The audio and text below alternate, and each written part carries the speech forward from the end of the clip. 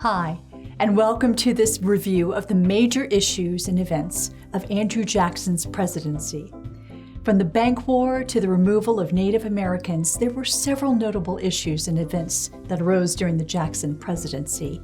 In this video, we'll examine these events and see how Jackson's presidency would make a lasting impact on future politics.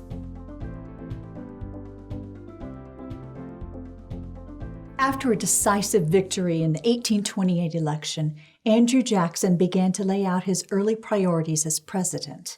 Among the most pressing was the need to root out corruption and incompetence in the government and to liquidate the national debt. He expressed support for what he called judicial tariffs, which were internal improvements consistent with the Constitution, and for showing due regard to states' rights. He also pledged to deal with Indian tribes humanely, though we'll soon see how far removed the practice was from theory. As he was dealing with his quest to pay off the national debt, Jackson was also immersed in a struggle against the Bank of the United States. This struggle would continue across both of his terms. Like Thomas Jefferson before him, Jackson was deeply distrustful of the power the bank wielded and considered it unconstitutional.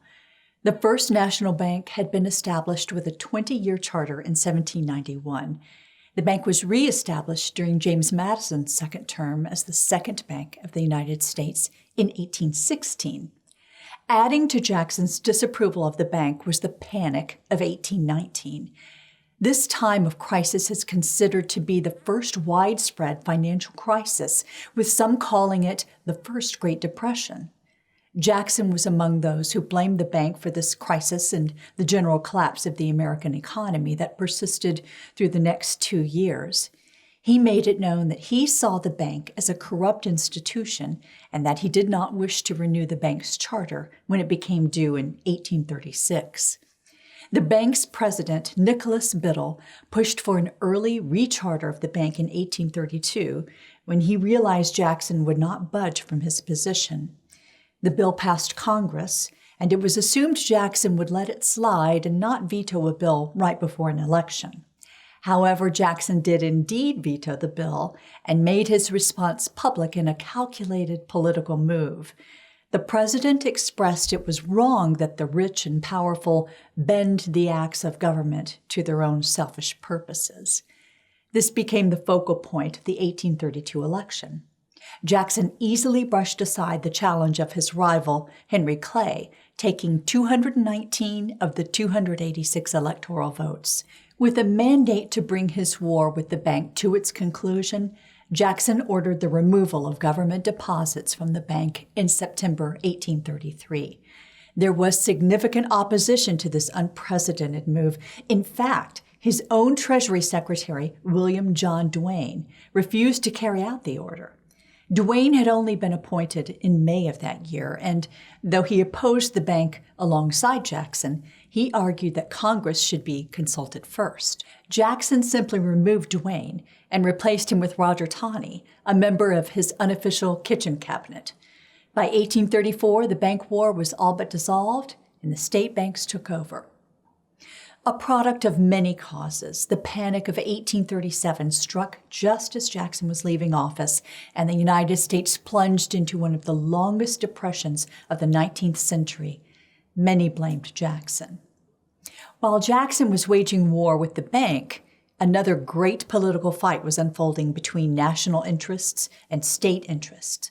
The question of states' rights was as old as the Union itself.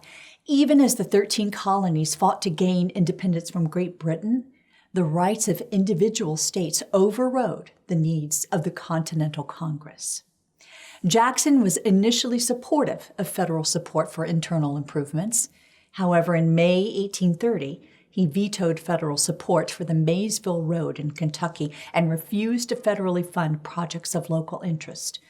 Because Jackson's enemy, Henry Clay, represented Kentucky in the Senate and the House, there were accusations that Jackson was motivated more by his hatred of Clay than by constitutional concerns. As Jackson's first term was coming to an end, so was the amenable relationship with his vice president, John C. Calhoun. There were many political issues that separated the two, and Jackson was strongly opposed to Calhoun's Nullification doctrine. By 1831, the relationship between Jackson and his vice president had broken down completely, and Calhoun was replaced by Martin Van Buren for the 1832 election. While Jackson and Van Buren were securing the White House, the South Carolina state legislature adopted the Ordinance of Nullification in November 1832 and passed it the following February. The ordinance stated that South Carolina decreed tariffs null and void and, if forced to adhere to the laws, would withdraw from the Union. For Jackson, this was nothing short of treasonous. While he had been considered a proponent of states' rights in the past, Jackson saw secession as another matter entirely. He was concerned that violence could break out in Charleston and reached out to loyal Army officers in the state to make secret preparations in the event of an armed uprising. Jackson's Nullification Proclamation of December 1832 decisively rejected the right of the state to strike down federal laws and pledged to respond to any threat to the Union with the Army. In March 1833, 2 bills were passed to effectively bring an end to the crisis, at least for a generation. First came the Force Bill, which granted Jackson the power to use military force to collect federal tariffs if necessary. The second was the Compromise Tariff, a bill written by Henry Clay and John C. Calhoun to gradually ease the tariffs imposed on the southern states over a sustained period. Essentially, the 2 bills balanced each other out. South Carolina gleaned some minor concessions while Jackson had stood firm to keep the Union intact. Jackson's firm hand didn't just prompt verbal attacks from political opponents. He was the first president to be assaulted while in office and endure an assassination attempt. He was attacked in 1833, and an attempt on his life was made a couple of years later. A former soldier named Richard Lawrence confronted the president with a pistol, which failed to fire. The 67-year-old Jackson lunged at his attacker with his cane, and Lawrence produced a second pistol, which also failed to go off. Lawrence was eventually subdued and spent the rest of his life in an asylum. Perhaps the most controversial aspect of Jackson's presidency was his policy of Indian removal. His idea of humane treatment of tribal nations was to offer them the choice of assimilation into white civilization or to move beyond the Mississippi out of harm's way. The Indian Removal Act was signed into law on May 28, 1830, with Jackson traveling to Tennessee to oversee negotiations in person.